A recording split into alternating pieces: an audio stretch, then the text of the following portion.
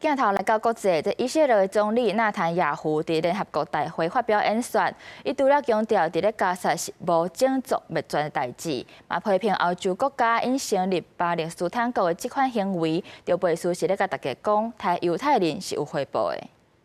Giving the Palestinians a state 1 mile from Jerusalem after October 7th is like giving Al Qaeda a state 1 mile from New York City after September 11th.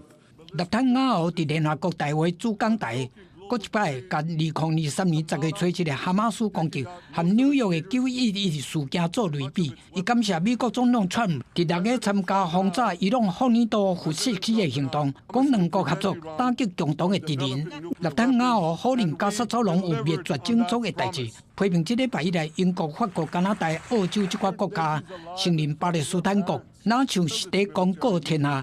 太犹太人是有种的。If there are Gazans who don't have enough food, it's because Hamas is stealing it. Hamas steals it, hoards it, and sells it at exorbitant prices to fight its war machine. 纳坦雅胡有准备地图，说明目前对加沙甲也门青年运动组织作战的成果。伊讲绝对袂停止消灭哈马斯的行动，并且对伊原伫哈马斯威胁之下以色列人质讲，一定会将因带返去以色列的厝呢。这场演讲无论是内场也是外场，拢引起这届大会上界乱的场面。纳坦雅胡一个行就台，会场数十个国家的代表即时离开现场。表示抗议，同时阵嘛有以色列支持者起来拍扑啊！那场外，无论是联合国总部大楼外围，还是纽约时报广场，拢出现大阵支持巴勒斯坦，要求纳坦雅胡停止加沙战争的示威群众。